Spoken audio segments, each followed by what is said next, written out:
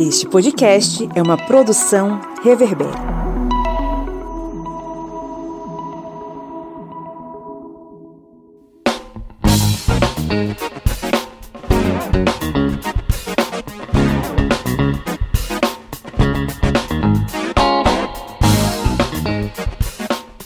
Olá, ouvintes! Está entrando no ar mais um episódio do seu podcast sobre as ciências humanas, o podcast do Historiante. Esse programete maroto que caminha contigo lado a lado pelo caminho do conhecimento, destruindo os inimigos da desinformação. Eu sou o Pablo Magalhães e estou aqui acompanhado dessa galera massa neste último episódio do ano. A Catiane vai ser pega de surpresa agora. É o último episódio do ano. Estamos fechando a redação por hora e todo mundo indo para suas merecidas férias. E eu estou aqui acompanhado, já falei o nome dela, que fala diretamente da cidade de São Paulo. Eu acho que ela está em São Paulo. Catiane Bispo? Sim, eu estou em São Paulo. Oi, gente, é bom estar aqui com vocês novamente. Mas, Pablo, eu preciso te contar uma história. Eu já sabia que era o último episódio do ano. Felipe me contou.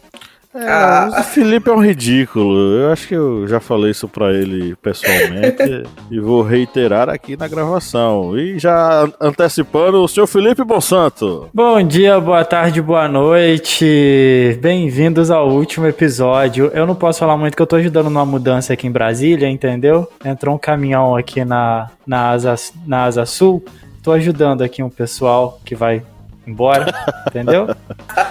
Arruma Malaê, né? Arruma Malaê. Pois é um clássico da política nacional. E diretamente da beira do Rio São Francisco, ele, o homem que montou um soviete para lutar contra o fascismo, seu Kleber Roberto. E aí, pessoal, beleza? É Pablo falando aí de férias.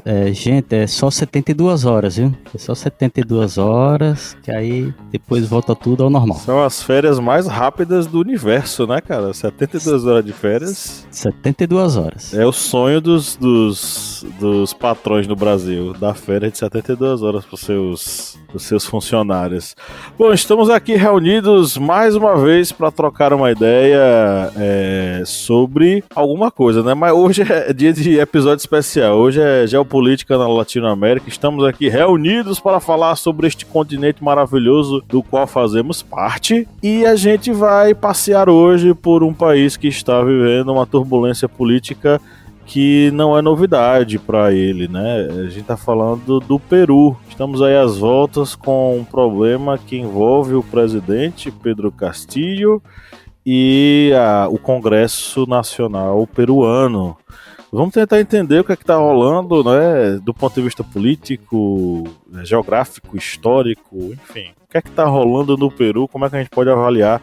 Eu já dei uma olhada aí, muita coisa que a mídia brasileira conservadora está veiculando é algo que precisa ser problematizado. Infelizmente eles têm um alcance muito grande, né? Mas vamos tentar aqui refletir sobre isso. Mas antes, Felipe Bonsanto, vamos lembrar aí a galera de avaliar o podcast, né? Com certeza, se você está ouvindo aqui a gente, nosso último episódio do ano de 2022 e você ainda não deu pra gente 5 estrelas, seja no Spotify ou no Apple Podcast ou no agregador que você mais costuma nos ouvir, vai lá. Enquanto a gente está falando aqui, dá 5 estrelas pra gente, avalia a gente, dá esse presente de Natal pro historiante, compartilha o episódio também, entendeu? Divulga para que em 2023 as pessoas fiquem mais informadas e possam lutar com a gente contra o fascismo. É isso aí, aproveite agora, já vá dando as 5 estrelas, não precisa nem pausar o episódio, né? Pode continuar ouvindo a gente e avaliando. Que aí fortalece a nossa amizade. Bom, vamos para o nosso giro de notícias, né, Catiane Bispo? É isso mesmo.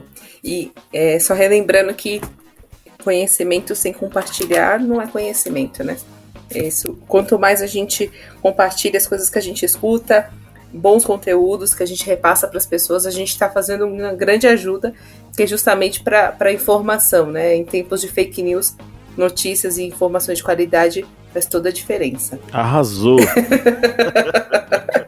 Bom, então vamos lá, gente. Agora vamos para uma notícia não tão feliz, né? Infelizmente. Em meio a protestos, Peru declara estado de emergência por 30 dias. O ministro da Defesa peruano, Alberto Otarola, afirmou hoje que o Conselho de Ministros decidiu impor estado de emergência a nível nacional por 30 dias. Manifestações ocorrem no Peru desde a última quinta-feira, dia 8, contra o novo governo de Dina Boluarte e pela liberdade de Pedro Castillo, o presidente deposto que hoje teve a prisão preventiva requerida pelo Ministério Público. Forças Armadas vão assumir proteção de aeroportos no Peru. A medida anunciada na terça-feira, 13 de dezembro de 2022, pelo ministro da Defesa, Alberto Otarola, segundo o político, o governo vai declarar estado de emergência no sistema rodoviário do país para assegurar o livre trânsito de veículos. O país vive ondas de protesto desde que o ex-presidente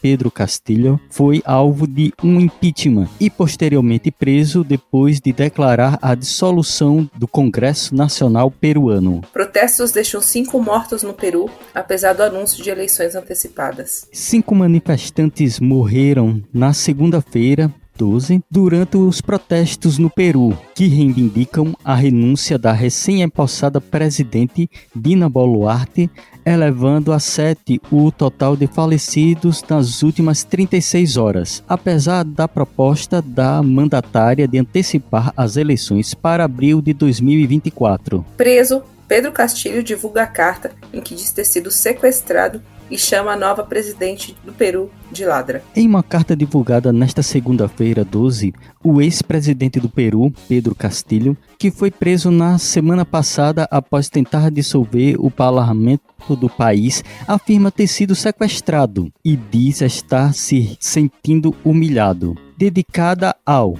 entre aspas, querido povo peruano grandioso e paciente. A carta, escrita da prisão, foi compartilhada no Twitter oficial do ex-líder do país. Pedro Castillo continua sendo presidente do Peru, afirma López Obrador. Para o México, Pedro Castillo continua sendo presidente do Peru, uma vez que foi eleito pela via democrática, afirma o presidente mexicano Andrés Manuel López Obrador, nesta terça-feira, 13. Pablo, receba aí nos peitos e faz esse gol aí. Beleza. Vamos para o nosso editorial, então.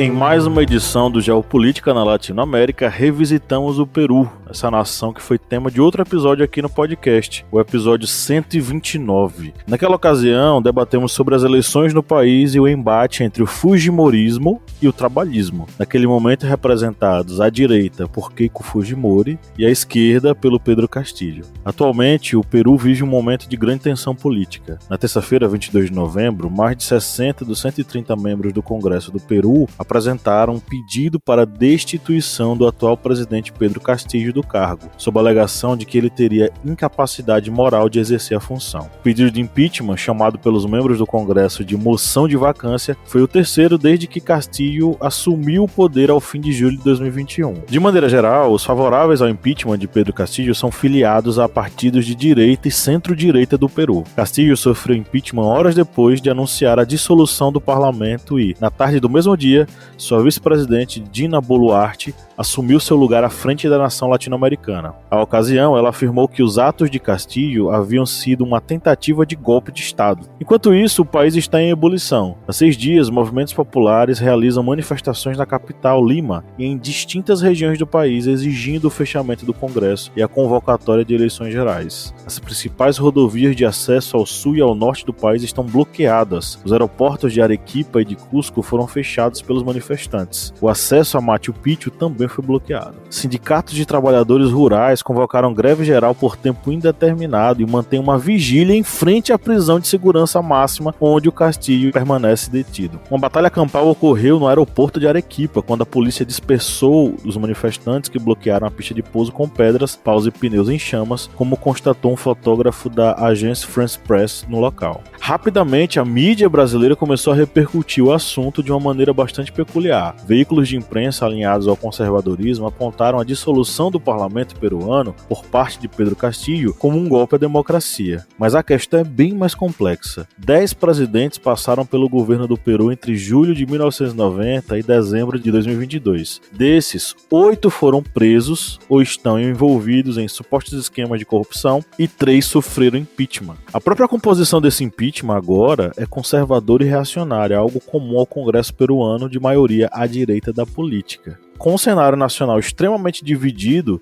como é que a gente pode avaliar o que está ocorrendo lá no Peru?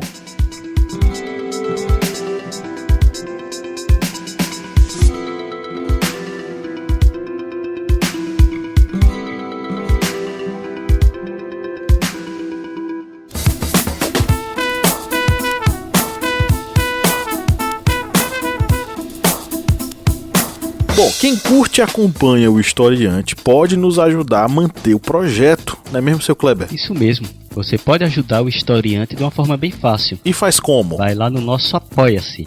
O link é apoia.se/historiante. E além de estar contribuindo com o Portal Historiante, você também vai ter uma série de vantagens, como fazer parte do nosso grupo secreto no Facebook, fazer parte também do sorteio mensal de livros. Olha só quantas vantagens para você. E tudo isso a partir, olha só, de R$4, que não dá nem para pagar meio litro de gasolina nesse ano agora de 2022. É tão pouco para você, mas é muito aqui para o Historiante. Vá lá no nosso Apoia-se e contribua. É isso aí, o link tá na descrição desse episódio.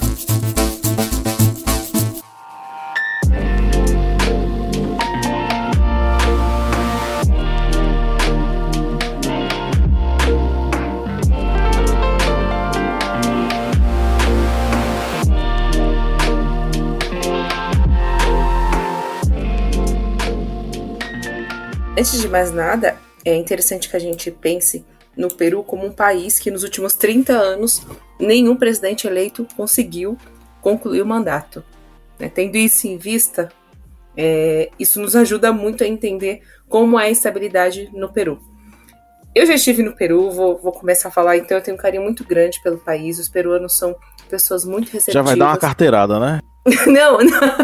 Não, eu vou explicar por quê. Porque o que eu vi quando eu estive no Peru, eu fiquei um pouco assustada até por ignorância. No meu primeiro dia no Peru, eu vi uma manifestação muito violenta, muito truculenta. Eles têm todos os dias, às 12 horas, eles fazem a troca da guarda.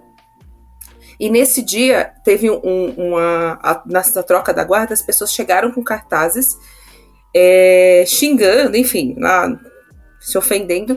E os guardas saíram de formação e foram atacar as pessoas. Enfim, foi uma coisa muito louca, porque eu nunca tinha visto aquilo ali na minha frente. Assim. Questão de 10 segundos, tinham a desordem, pediram para todo mundo sair da Praça de las Armas, que eles chamam, pediu pra gente sair, todo mundo que estava sentado para sair, enquanto eles estavam lá em conflitos, enfim.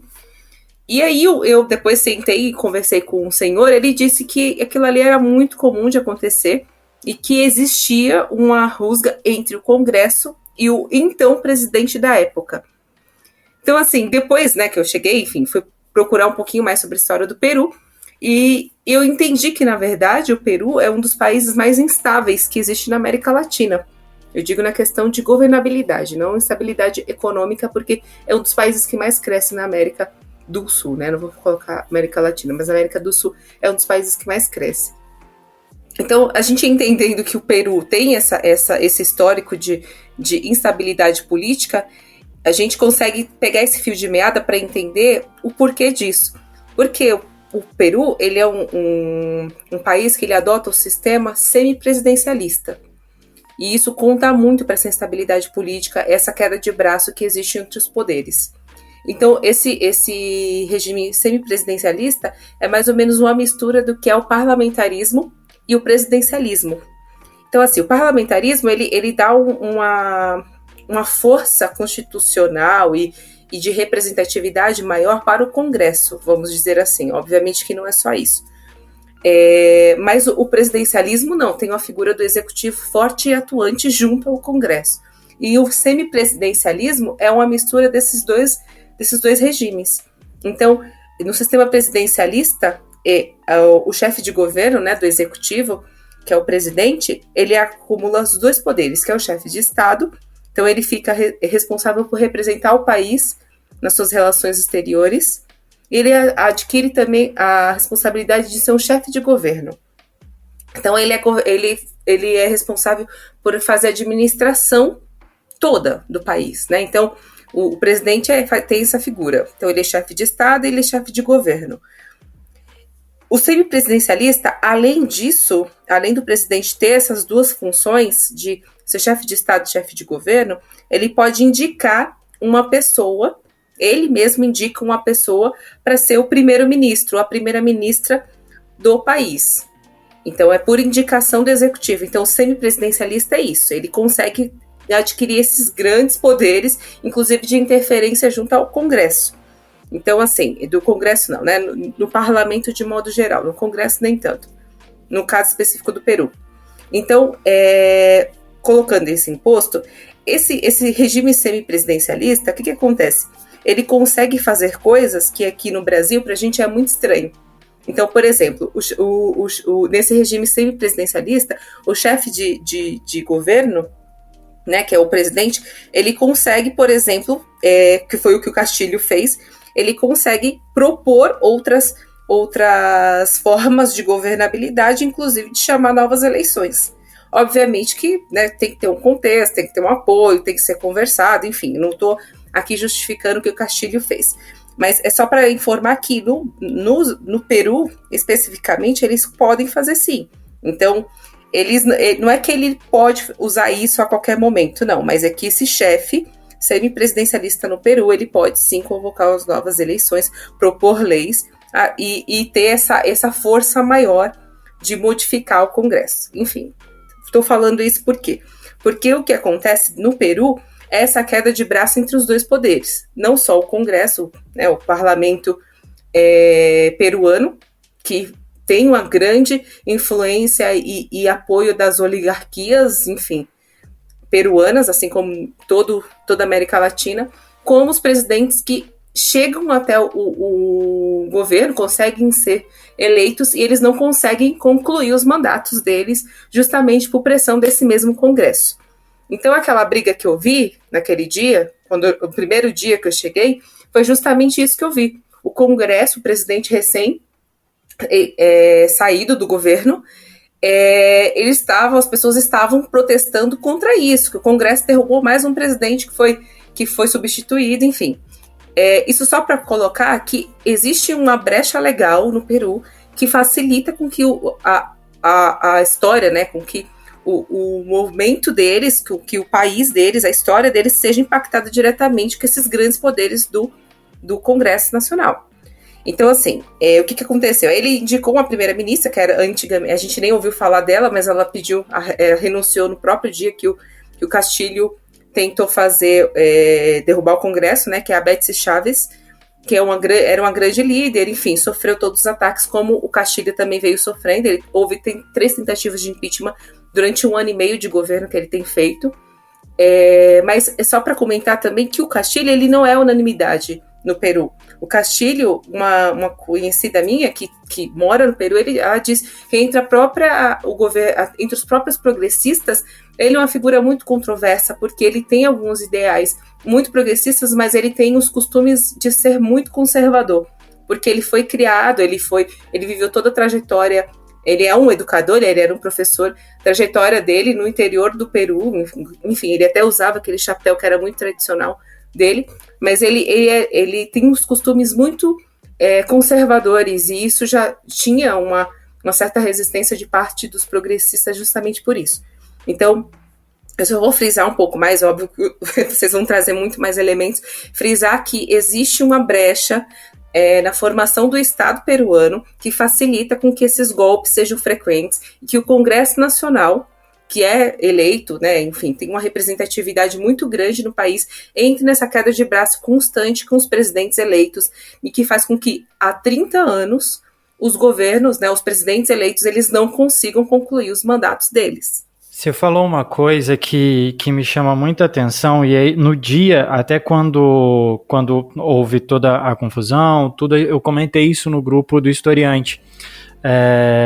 A democracia deles, a estrutura governamental deles é muito fraca, é muito fácil de ser manipulada. Aí a gente consegue, não manipulada, né, de ser dissipada, né? E a gente vê nessas movimentações, em tudo que tem acontecido, o quão a população e quão o governo em si mesmo, a estrutura do Peru tem sofrido nesses últimos anos, né?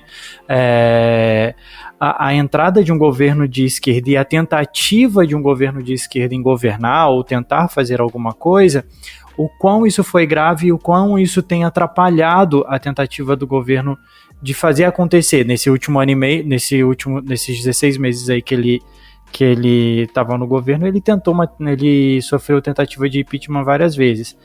E me passa realmente muito essa sensação de fragilidade no governo do Peru.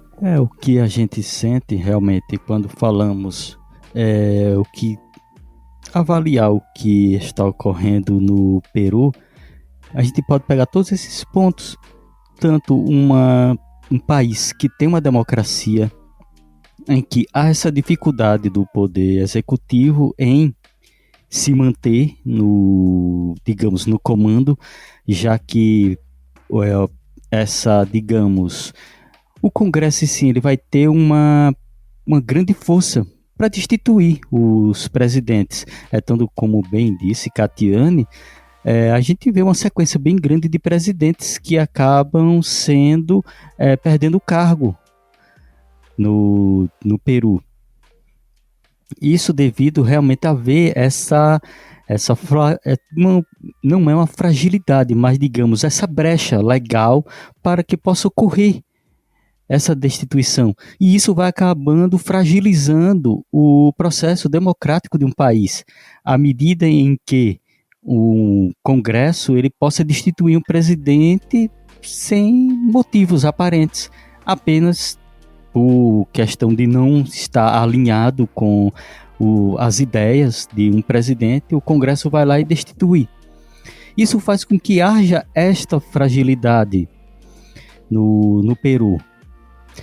E essa fragilidade no governo peruano acaba tendo reflexos na América Latina. Esse é um ponto que a gente até precisa lembrar, que a América Latina ela acaba sempre tendo países que passam por esses momentos de instabilidade. E esses momentos de instabilidade acabam tendo reflexos em toda a região.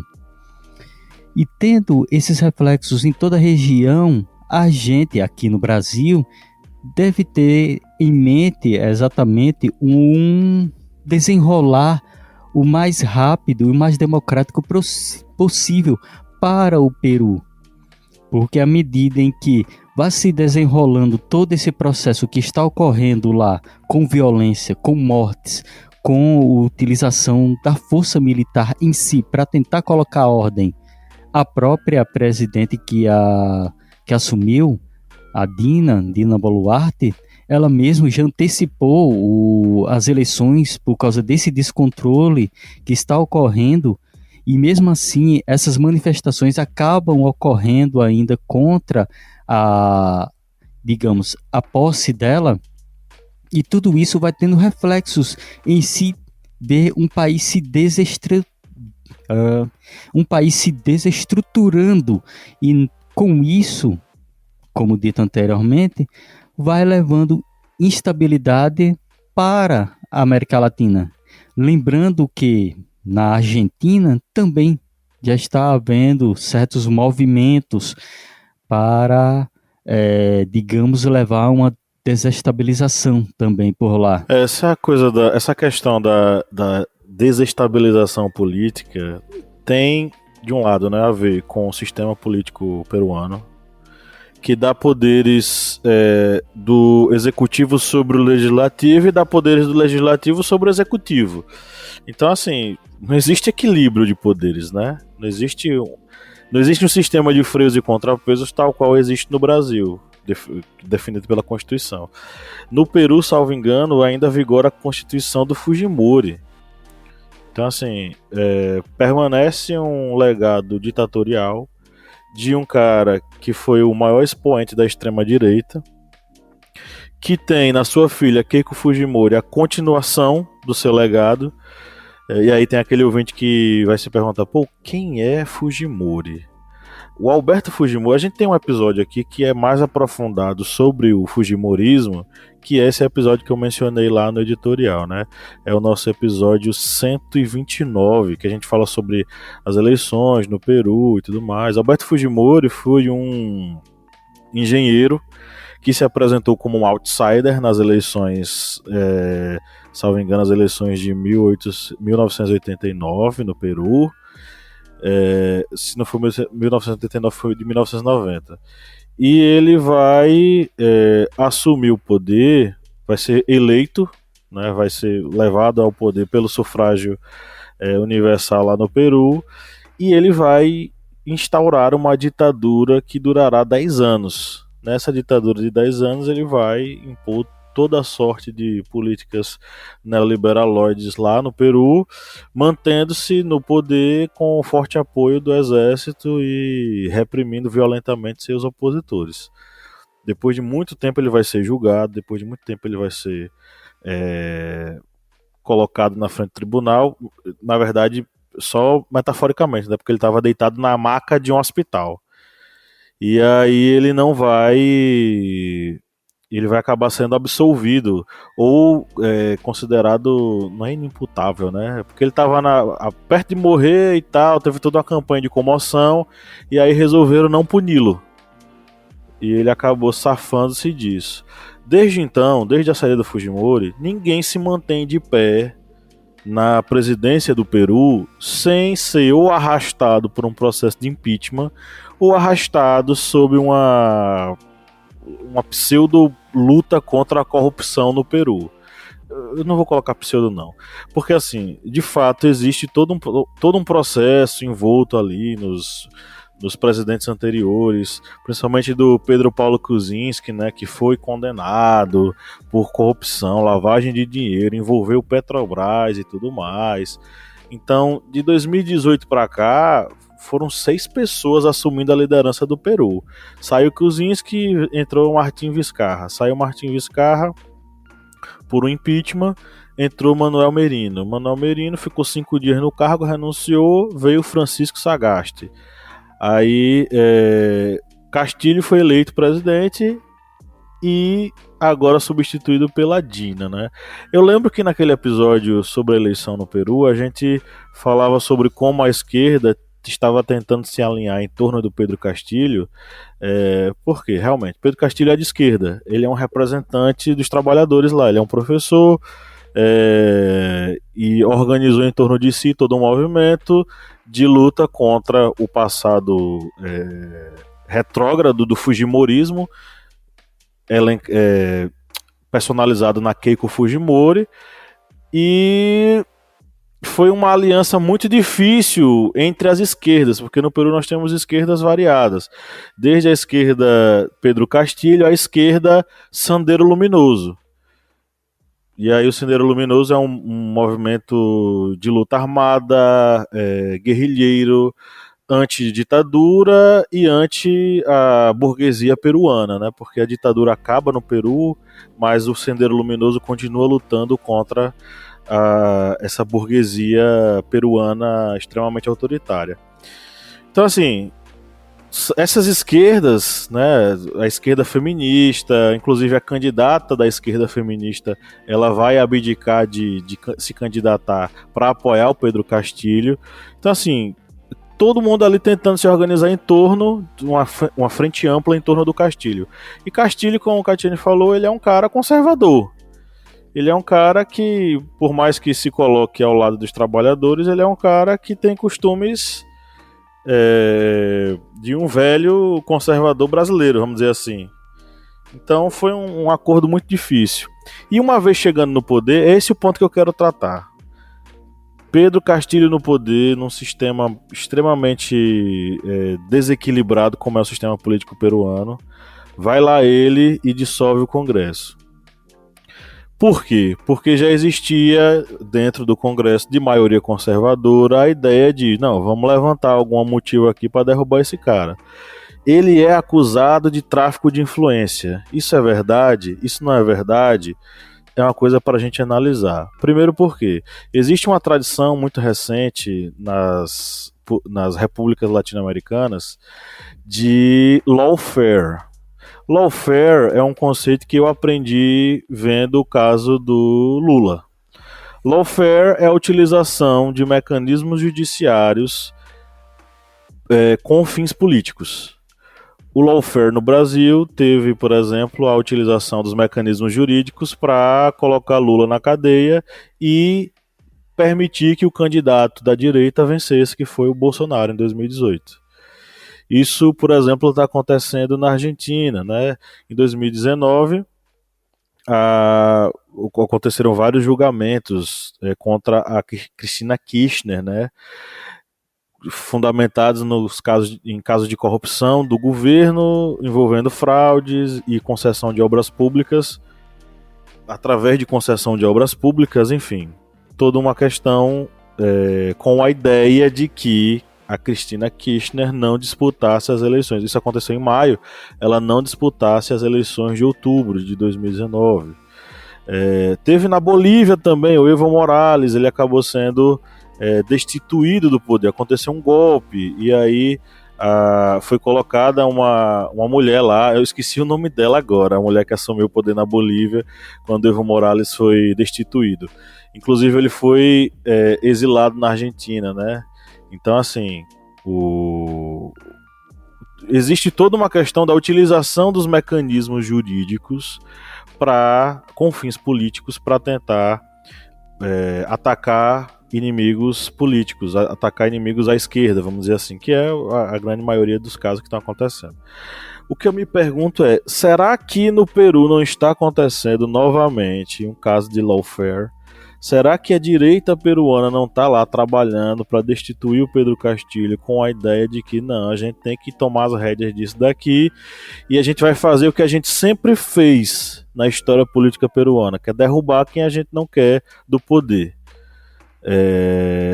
Ou isso, ou toda a política peruana, os diversos políticos peruanos estão todos envolvidos em casos de corrupção, ou escândalos, ou fraudes, etc, etc. E eu até devolvo para vocês. Como é que vocês observam isso? Vocês acreditam de fato que o Pedro Castilho de fato é o vilão dessa história, ou existe essa prática do lawfare, ou existe a direita trabalhando com os mecanismos jurídicos para tirar do poder, destituir do poder um representante da esquerda?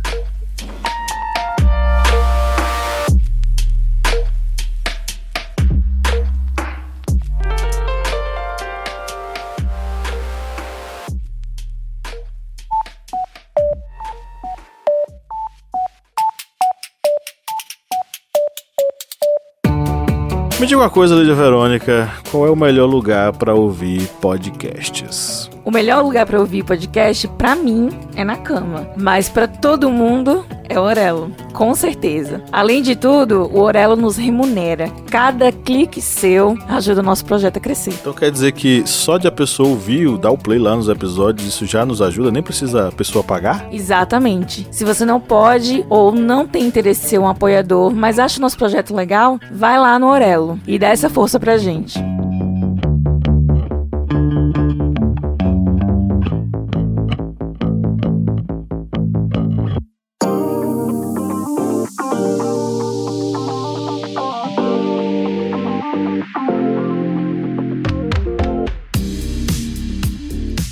Eu acho que existe sim essa prática do lawfare.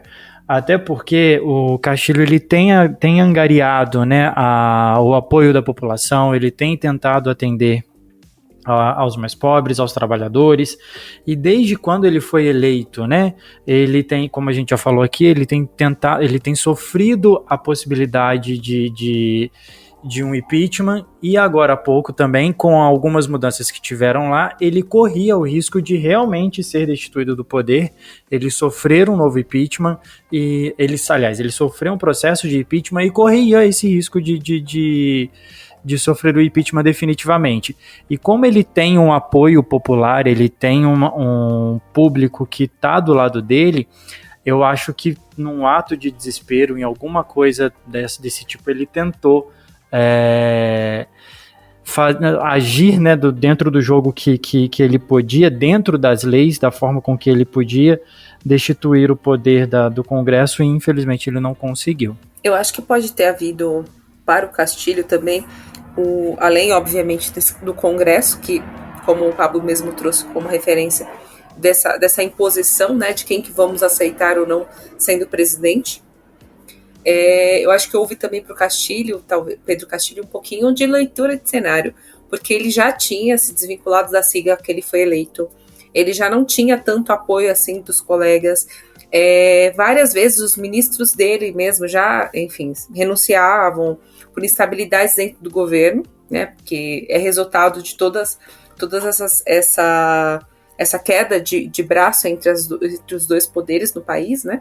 Dos dois poderes não, arrisco dizer que são os três poderes, porque existe uma aliança muito forte também do judiciário, que inclusive nessa carta aberta que ele trouxe ao povo peruano, ele também cita a influência do judiciário, né, no que ele diz que foi um golpe, né, de um presidente democraticamente eleito, como ele mesmo diz na carta dele. Então eu acho que o Castilho, ele faltou um pouco de leitura de cenário, talvez pela pressão que ele estava sofrendo, porque o Congresso, como a gente já trouxe aqui como informação de que o Congresso poderia derrubá-lo a qualquer momento, então acho que ele se antecipou, contando com o apoio popular, mas muitos ministros dele também renunciaram, não apoiaram, enfim, faltou um pouco de leitura de cenário. Tem essa má fé, obviamente, né, que tráfico de influência é algo muito abstrato, você pode, muito fácil você conduzir provas nesse sentido, vamos dizer assim, né, assim, de modo bem fora da linguagem jurídica, mas que foi o que o Lula foi acusado, que é a Cristina, enfim. Essa coisa de tráfico de influência é uma linha muito tênue para todos os chefes quem exerce cargos do governo, porque tráfico de influência é você utilizar do seu cargo, do seu poder, para conseguir outras coisas. Mas qual que é a delimitação? Então, juridicamente falando isso, é muito mais fácil você incriminar uma pessoa acusando ela dessa forma. E muitos ministros, inclusive do Castilho, foram acusados pelo mesmo crime pelo próprio Congresso, né? Então, eu acho que juntou esses dois elementos, né, dele estar enfraquecido politicamente, tanto que ele se isolou, né, acabou adquirindo algumas pautas que eram conservadoras, e os conservadores, né, os partidos de direita não aceitaram a vitória dele, então ele não tinha essa sustentação política, ele não tinha apoio até entre alguns colegas. Então eu acho que foi a junção desses elementos que acabou fazendo com que hoje o Castilho ele estivesse nessa situação. Não foi perguntado, mas eu vou até dar uma informação que foi muito interessante, que ele foi preso justamente quando ele estava se dirigindo para pedir asilo na embaixada mexicana. E aí, as pessoas que estavam levando ele, né, os guardas que estavam levando ele, foi que fizeram a denúncia. Então, assim, ele é uma pessoa, né, se tornou uma persona não grata dos próprios peruanos, e está, enfim, né, existem movimentos que convocaram greve geral para questionar tudo isso, mas eu acredito que de fato, o Castilho venha a cair, de fato, e entrar na lista todos aqueles presidentes que não concluíram o mandato. E até o presidente do México, ele não reconhece a saída do Castilho, né? Ele ainda considera o Castilho como presidente do Peru, né? Pois é. E eu fico pensando em relação a isso, porque até então, qual era a prática de desestabilização das democracias na América Latina? Eram os golpes militares financiados pelos norte-americanos.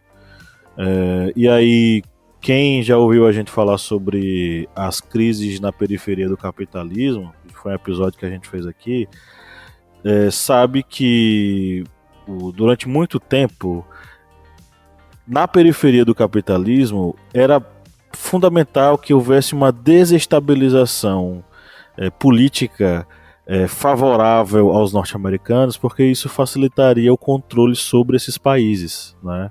Brasil, Argentina, Paraguai, enfim. Esse desequilíbrio político favorecia a dominação norte-americana sobre a gente, né? Nesse caso, é a prática do lawfare, é a prática desse uso dos mecanismos jurídicos para destituir, derrubar, prender os seus adversários políticos. A gente teve isso aqui no Brasil, inicialmente com o impeachment de Dilma Rousseff, o golpe em Dilma Rousseff.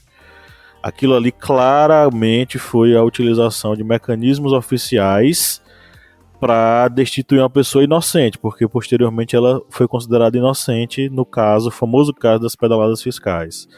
Depois foi a utilização da Lava Jato como esse mecanismo jurídico para impedir que Lula se candidatasse e vencesse as eleições, abrindo espaço para um candidato da extrema-direita, que, diga-se de passagem, fez o seu dever de casa realmente, né? Não só ocupou os espaços na política nacional, como ocupou espaços no discurso político com a população, né? Que foi o Bolsonaro. Então, todas essas práticas, elas já estão bem estabelecidas. É claro que o que está acontecendo no Peru já aconteceu aqui no Brasil. Já aconteceu, a gente já passou por isso de 2016 para cá. Mas penso, Caio, será que isso não poderia acontecer novamente no Brasil? Será que não existe esteio para isso aqui? Será que a gente não tem a possibilidade de ter mais uma utilização do mecanismo jurídico para botar para correr ou destituir um presidente de esquerda trabalhista? É isso que eu fico pensando aqui e fico matutando. Eu acho que tem que ser uma conjuntura, né? Conjuntura de coisas. Questões econômicas, sociais, eu acho que tem que ocorrer muito disso para que esse mecanismo do lawfare possa ser instituído, ou seja, a utilização de meios, entre aspas, legais para se destituir um presidente. Nessa questão, fazendo uma comparação bem esdrúxula, né, com o que a gente vai ter no Brasil a partir do ano que vem, o nosso Congresso Nacional, ele é um Congresso mais conservador do que nunca, né? Embora a gente tenha tido algumas conquistas, algumas representações ascendendo aí dentro do Congresso, mas ainda assim o Senado, ele é macabro. E vai jogar pesado junto contra o governo de esquerda que a gente tem a partir do ano que vem, e a gente não pode esquecer que a gente tem, brincando, 40 milhões de brasileiros aí que tentaram votar e tentaram reeleger o governo atual, né, o governo de extrema direita que a gente tem. Então eu acho que o futuro presidente Lula, né, que ele precisa ter muito cuidado, ficar muito atento ao trabalho dele, ao que vai ser feito e às decisões que ele vai tomar para que ele não caia nesse problema. O pior, Felipe, é que foram 51 milhões só no primeiro turno. Os outros, depois aumentou mais 7, foram 58 milhões de pessoas. Algumas delas estão... A gente pode conhecer nas rodovias brasileiras, se vocês quiserem saber quem são. Vocês podem, né, conhecê-los nas rodovias, porque eles permanecem aguardando até o dia 31 de dezembro. Não conheça, não. Eu aconselho que fique em casa. Vai que vê um passando no caminhão aí, ó, na frente do caminhão. Pois é. Pegar carona no seu carro, né? Mas, o Pablo, respondendo um pouco a sua provocação, sim. E eu acho que cada vez mais as táticas vão se renovando, porque eu lembro de não, gente, eu não vou lembrar o nome, mas eu vi uma palestra no YouTube, assim, de um cientista político inglês, que eu achei fenomenal. Ele disse uma coisa muito interessante, porque se existem modas, tendências de roupa, existem também tendências de como alguns governos se comportam. Se na década de 80 e comecinho da década de 90 existia uma tendência da ação militar, do golpe militar, a nova tendência agora no século XXI é justamente usar de artifícios jurídicos para a instabilidade de governos, né? Inclusive você até se infiltrar em algumas manifestações justamente para você fazer com que a opinião pública, né, ou outros governos, enfim, façam uma pressão justamente para a queda de um outro governo. Então foi assim a Primavera Árabe, né, que utilizam o nome Primavera Árabe. O governo do Irã, inclusive, utilizou como artifício, né? Eu não estou nem expressando minha opinião, o que eu acho, né? Falando sobre o uso da morte da... Esqueci o nome dela. Esqueci o nome da moça que acabaram... A polícia religiosa...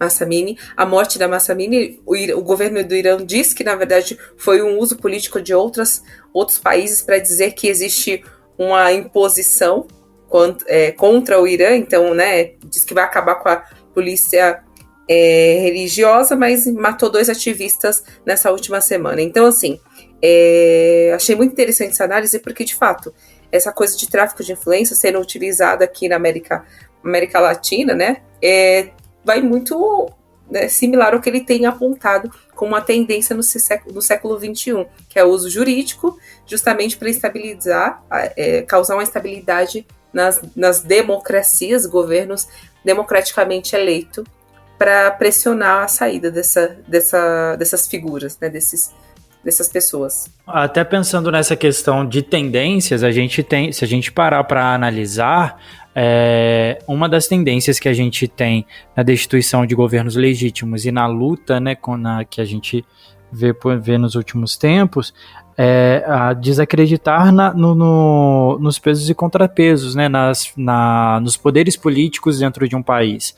A gente viu isso nos Estados Unidos com Trump, a gente viu isso durante o processo do Brexit no Reino Unido para sair da União Europeia. A gente viu isso daqui sendo atacado durante os 4 anos do governo Bolsonaro. Então, assim, é uma tendência, e eu acho que isso tem muito espaço, infelizmente ainda, e vai acontecer bastante no governo Lula, porque, até como eu e o Kleber, a gente estava conversando aqui agora há pouco, Bolsonaro está saindo, Lula vai subir a rampa do Planalto, e agora eles vão para Alexandre de Moraes, que é uma forma de desacreditar nos poderes, né, nos 3 poderes, e é uma tentativa de dar um golpe, de tentar tirar a democracia da gente. O governo peruano, ele chamou para consulta os embaixadores da Argentina, da Bolívia, da Colômbia e do México, que foram os países da América Latina que declararam, né, apoio para o Castilho, enfim, se opuseram à prisão do Castilho. E eu achei muito interessante que o Brasil, né, o Ministério das Relações Exteriores do Bolsonaro, emitiu uma nota informando que qualquer atitude antidemocrática é condenada veementemente por nós, né, os brasileiros. É uma piada, né, rapaz? Enfim, eu só queria dizer isso mesmo. Não é engraçado, mas eu achei interessante essa nota. Esse é o tweet. Esse é o tweet. Só um ponto que eu queria colocar é que é sempre importante a gente falar da América Latina, principalmente nesse momento, que era um momento que a gente tende a caminhar para um momento democrático, mas aí sempre aparecem essas questões de golpes, esses momentos de destituição de presidentes. E isso sempre leva instabilidade aqui para a região. E é sempre bom o Brasil, pegando um pouquinho um gancho aí de Catiane, que Catiane deixou para a gente, o Brasil manter boas relações com os nossos vizinhos, porque a gente depende muito dos outros países aqui da América do Sul, principalmente. A gente depende do trigo argentino, já que a grande parte do trigo, aí dos nossos pãezinhos, nossos biscoitos, o macarrão, da pizza, vem da Argentina, grande parte desse trigo. A Venezuela seria um parceiro e tem que ser um parceiro importante do Brasil, porque nesse momento a gente depende do petróleo, a gente depende de combustíveis para baratear o gás de cozinha, o GLP, a gasolina, o óleo diesel. A gente precisa de petróleo para fazer uma redução. E a gente precisa do maior barril de petróleo do mundo, que é nosso vizinho, que é a Venezuela. Os Estados Unidos já estão fazendo isso, já estão querendo reduzir as sanções contra a Venezuela, porque sabem que precisam também de petróleo. Mas aí tem certos tontos que botam na cabeça que o Brasil tem que ser igual à Coreia do Norte, se isolar de tudo. Tem que ser isolado, porque digamos, uma Coreia do Norte é o contrário. O resto do mundo é todo comunista. Estados Unidos é comunista, Europa é comunista, todo mundo é comunista. E o Brasil tem que ser o centro do neoliberalismo mundial isolado. Isso aí eu não consigo compreender isso. Complicado.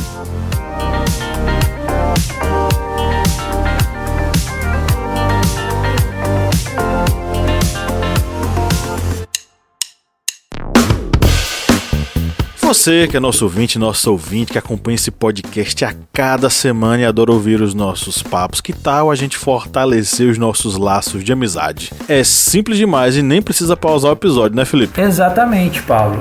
Se você está ouvindo a gente agora, seja no Spotify ou seja na Apple Podcast, para a gente ficar mais íntimo, para a gente falar cada vez mais ao seu ouvidinho, você faz o seguinte agora. Enquanto está ouvindo a gente, vai lá, avalia a gente no seu aplicativo de áudio. Vai lá no Spotify, dá 5 estrelas pra gente. Vai lá no Apple Podcasts, dá 5 estrelas pra gente. Isso fortalece o nosso relacionamento e você fica cada vez mais perto da gente. Faz isso pra gente, dá essa moral lá agora.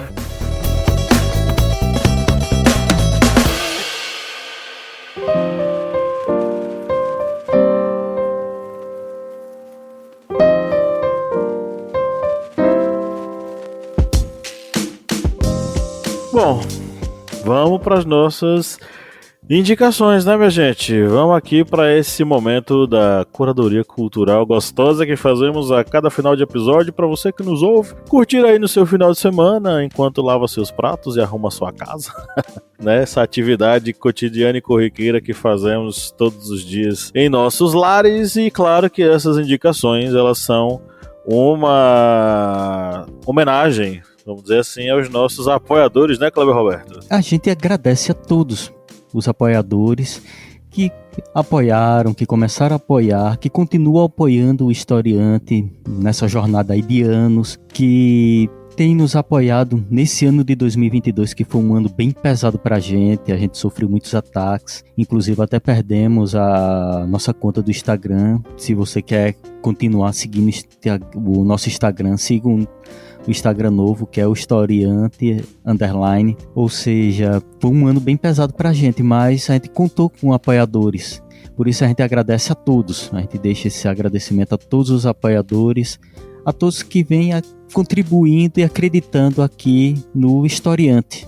E vou deixar aqui um abraço afetuoso para Danilo Terra de Oliveira, Ronivon Barros da Cunha Júnior e Cibele de Oliveira Schneider. Vocês três e todos os outros apoiadores se sintam aqui agraciados com o nosso muito obrigado por acreditar e continuar a acreditar no Historiante. E agora a hora das indicações, não adianta fecharem os microfones. Quem começa? É isso aí. Bom, eu vou começar, né? Eu vou abrir aqui a rodada de indicações. Primeiro eu vou sugerir um documentário que eu assisti, é uma série documental que eu assisti em um sábado, que foi o Herói Fake da Globoplay, sobre o Gabriel Monteiro, aquele influencer ex-policial no Rio de Janeiro. Eu acho que eu assisti muito mais pela conjuntura e pelo personagem construído do que necessariamente pelo Gabriel em si, por quem eu não nutro nenhum sentimento de empatia ou admiração, tá? Muito pelo contrário. Herói Fake trata sobre a trajetória desse cara, que vai de um influencer, um policial influencer dentro da polícia, até a condição de político eleito pelo voto popular como ele se utilizava do seu cargo, da sua função, dos seus rendimentos enquanto político, né, para benefício próprio e crescimento do seu canal e de suas mídias sociais, seguindo aquela onda do conservadorismo extremado e hipócrita, né? Porque por baixo dos panos o Gabriel era um assediador, um estuprador, um abusador de menores, que causou uma série de estragos emocionais em muitas garotas e nos seus próprios colegas de trabalho, né, os seus subordinados imediatamente ali no seu gabinete. Então é uma série documental que eu achei muito bem feita, muito bem montada, e que é um grande alerta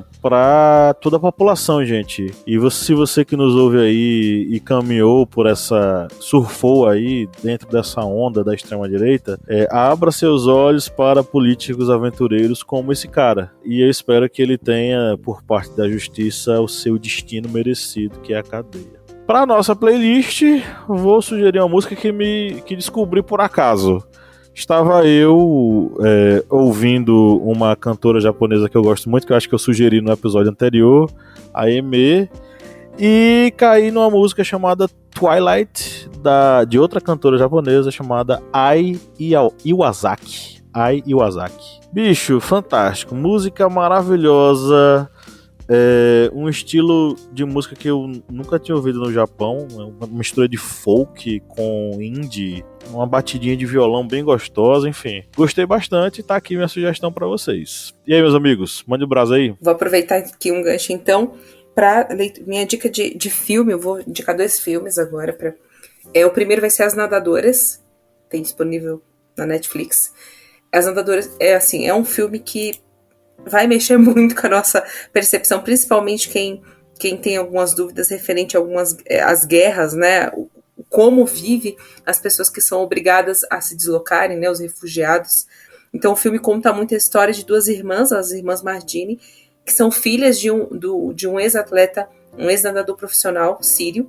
E ele treina as filhas, enfim, eu vou contar só um pouquinho da história para não dar spoiler, mas ele treinava as filhas na Síria e aí aconteceu a guerra na Síria, enfim, toda a instabilidade política, e elas precisaram sair do país, e o filme passa um pouco o retrato de como é essa adaptação delas na Alemanha, e elas até foram reconhecidas como embaixadoras da boa vontade pela Acnur, né, que é a agência da ONU para os refugiados, Alto Comissariado da ONU para os Refugiados, justamente porque elas ajudaram na travessia desses colegas, elas ajudaram dando por 3 horas a fazer essa travessia, já que o motor dessa lancha bem precária, acabou parando de funcionar. Então elas nadaram 3 horas e acabaram salvando a vida de algumas pessoas.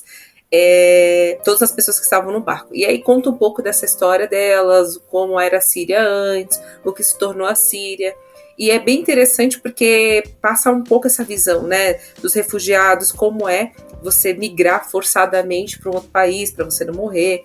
Enfim, é bem legal, muito bacana. Eu recomendo bastante assistir esse filme. Me recomendaram, eu assisti e tô recomendando, passando à frente, porque vale muito a pena. E um outro filme que eu vou indicar o nome é 1985, que fala sobre a ditadura argentina. Eu não sei se os colegas aqui já assistiram, mas esse filme é muito bom. É um filme pesado também, assim como As Nadadoras, mas é um filme que faz você refletir bastante sobre o que foi e o que significou a anistia para a gente aqui no Brasil. Porque na Argentina eles não tiveram anistia, então eles condenaram algumas pessoas, né? Principalmente alguns figurões, né, da ditadura de Videla. Então vale muito a pena assistir esse filme, sim. Você vai ter um recorte muito real do que foi a ditadura na Argentina, mas que teve os moldes, né, com o treinamento dos Estados Unidos, mas replicados aqui no Brasil também. Então vale muito a pena assistir esse filme e ficar aí como recordação desses tempos sombrios que a gente hoje escuta que não existiu, né? Então fica aqui a minha recomendação desses 2 filmes. E assim, a playlist eu vou deixar Alma de Guerreiro de Seu Jorge, porque eu nunca indiquei aqui nenhuma música, um MPBzão mesmo, né? Então eu fico aqui Alma de Guerreiro de Seu Jorge, que é uma música que fala muito da fé né, das fés, principalmente de matriz africana. Ele fala de Jorge, que é o xará dele, na verdade, de São Jorge, mas que também conta um pouco da história de Ogum, né, que Ogum para as religiões de matriz africana é São Jorge, para as religiões cristãs, e ele conta um pouco da história de São Jorge, faz uma homenagem pro brasileiro, então eu acho essa música muito legal, fora que é super animada, né, saindo de um ano pesado, fechando com a música legal do Seu Jorge, que é a alma de guerreiro, e que a gente tem essa alma também para 23, né, que se a gente for atacado, né, que o ano passado a gente morre, mas esse próximo ano a gente não vai morrer, já dizia Belchior. Então indico a alma de guerreiro do Seu Jorge, e para, né, parabenizar a Lineker aí pela vitória há 2 semanas atrás aí do Grammy, que significou demais, assim, por representatividade da população LGBTQIA+, que sofre tanto preconceito. Ganhou aí um Grammy suado, né, e eu acho que a gente tem que reconhecer os nossos artistas, tem que fortalecer, mais do que reconhecer, fortalecer os nossos artistas, que sofrem muitos ataques, principalmente quando não se enquadra no estereótipo conservador que a gente vê aqui no Brasil, enfim. Então, vou deixar aqui Intimidade, Lineker e os Caramelos. E ela teve até no Roda Viva essa semana. Ela deu uma entrevista pro Roda Viva que ficou muito lindo, muito emocionante. Ela fala exatamente sobre isso que você tocou, Catiane, sobre reconhecimento, né, dos corpos trans, das pessoas que estão fora do padrão brasileiro e de como as coisas funcionam, né? Tá bem interessante. Eu vou aproveitar para fazer as minhas indicações aqui também. Algumas semanas atrás eu fiz um texto pro Zero Águia sobre guerra cultural, e eu me baseei nesse texto em um livro que eu comecei a estudar e eu pude aprofundar um pouquinho mais nele, chamado Guerra Cultural, a Retórica do Ódio, do professor João César de Castro, da Universidade Estadual do Rio de Janeiro. Ele dá um panorama sobre como funciona a guerra cultural no mundo e como ela funcionou e funciona aqui no Brasil, inclusive no governo Bolsonaro. É uma análise bem interessante de como as coisas foram criadas e desenvolvidas dentro do Brasil para que houvessem o nós contra eles, né, ou eles contra nós, no governo Bolsonaro. Então fica muito de dica para esse finalzinho de ano, para essas férias aí, a leitura desse livro. É um livro um pouco pesado, mas ele é um livro muito didático e eu acho que ele ajuda a gente a enxergar muita coisa dentro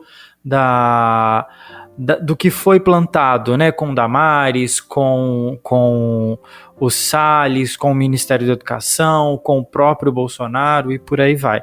Fica a dica desse livro.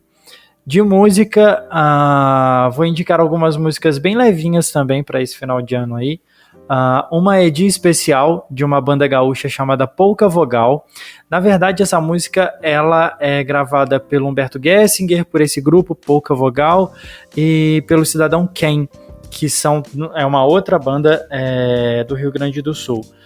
Ela fala sobre encontrar pessoas que ajudam a gente na jornada, que ajudam a gente no caminho, no dia a dia, num mundo tão complexo e tão cruel como é o que a gente vive hoje. É uma música muito de gratidão, eu gosto muito dela e fica ela como dica. E também vou indicar Pra Sonhar, do Marcelo Genesi, que é uma música também que fala sobre futuro, fala sobre relacionamentos, que a gente possa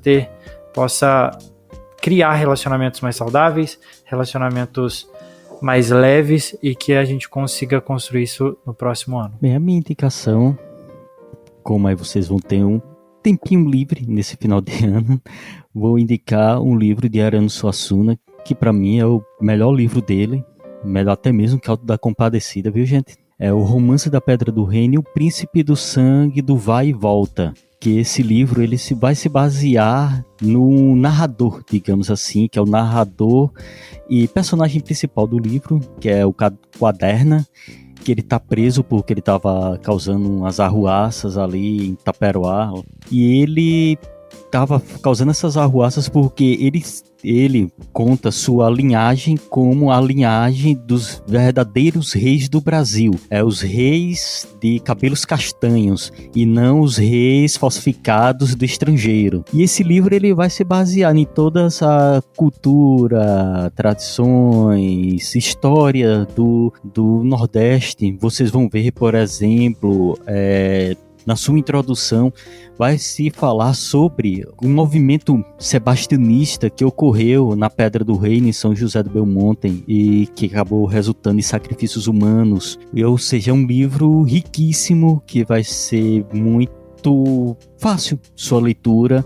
Você pode se assustar um pouquinho quando pegar o livro e ele tem lá mais de 800 páginas. Mas é uma leitura bem prazerosa, é uma leitura que vai correndo assim que você nem percebe que terminou o livro. Então vai aí minha indicação de Ariano Suassuna, o Romance da Pedra do Reino, o Príncipe do Sangue, do Vai e Volta. E como músicas, eu vou indicar aqui 2 músicas. Uma delas é do Rei, logicamente, a música aqui, vou mandar do Rei, Tim Maia. E a música Não Quero Dinheiro, Só Quero Amar. Aí que vocês vão ver, quem já conhece sabe o vozeirão do Rei Tim Maia. E vou também deixar outra música, que é uma música do Angra, na voz do saudoso André Matos, que é a música Carry On, que é a música que fala sobre continuar, seguir mesmo tendo obstáculos e dificuldades na vida. Sempre prossiga. Estão aí minhas indicações. Arrasou! Você foi de Tim Maia a Angra, né? Que coisa peculiar.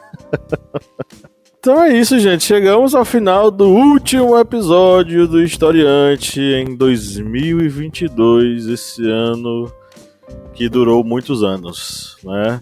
Eu queria dizer para você que nos ouviu até agora, saiba que nesse ano inteiro nós produzimos conteúdos pensando em você que nos ouve até o finalzinho e dá o tchau juntinho com a gente, né? Foi muito bom ter acompanhado aqui, ter você nos acompanhando aqui no podcast do Historiante. E eu espero, né, eu acho que é o desejo de todo mundo aqui da equipe, espero que a gente possa renovar nossa amizade ano que vem e a gente possa caminhar juntinho, lado a lado, lutando contra a ignorância e contra o fascismo, defendendo a produção de conteúdo democrático aqui nas internet, né? E compartilhando, Voltaremos com o herdeiro do Historiante, né? Pois é, já terá nascido o herdeiro do Historiante aí, né? Está em gestação, está no forno, já sai um pãozinho aí. Meus amigos, querem dar um recado aí rápido para quem nos ouve? Sim, para 23, na listinha de 23, adicionar, compartilhar conteúdo de qualidade com os amigos, isso é importante. É tarefa nossa também repassar esses conteúdos, conversar com as pessoas, informar e passar todas as indicações que a gente tem, seja de livros, de filmes, de podcasts, né, do Historiante, a página do Historiante também no Instagram. Repasse, isso é muito importante mesmo, né? Volto a dizer, conhecimento bom é o conhecimento compartilhado, né? Os aprenderes e os aprendizados juntos. Então, deixa aqui esse recado para vocês. Para 23 a gente compartilhou 10, então em 23 se comprometer a compartilhar 20, 30 vezes mais. Ok, mais alguém? Não, mandar aqui um abraço a todos, sigam o Conselho de Catiane, compartilhem, sigam aqui o Historiante, sigam a gente nas nossas redes sociais. 2023 vai vir com muita coisa boa, com muitas novidades, tanto aqui na Mesa Redonda como na Minipédia. Vamos vir aí recheados de novos projetos, novos conteúdos. E você aí que é estudante, se anime, bola pra frente, se prepare que o novo Enem, com agora sem esse obscurantismo que estava aí querendo acabar com o Enem, ele agora está indo embora. Se anime e vamos tocar a vida com muita sabedoria. Agradecer, né, cada ouvinte, cada pessoa que esteve aqui com a gente, que compartilhou, que dividiu um pouquinho do nosso trabalho. A gente luta bastante para estar aqui, a gente corre bastante para produzir as coisas e eu acho que a gente só tem a agradecer a esse público que é fiel, esse pessoal que acompanha a gente aqui nas redes sociais, e que 2023 a gente possa produzir mais coisas, compartilhar mais coisas, dividir mais conhecimento para lutar cada vez mais contra a ignorância. Agradecer todo mundo pelo ano de 2022 aí. Foi um ano escuro, mas a luz há de renascer. Coisas novas virão, coisas boas virão também. Olha só, o sol há de brilhar mais uma vez. Essa voz grossa. Oh. Então é isso, queridos e queridas ouvintes. Não é um adeus, é um até breve. E no 3, vamos dar o nosso tchau coletivo. 1, 2, 3. Tchau! Olha, até rolou o tchau do Kleber hoje, hein? É o Kleber hoje, tá vendo? E o que você fez? Não Você mugindo. fez, essa é boa. E o ano novo também.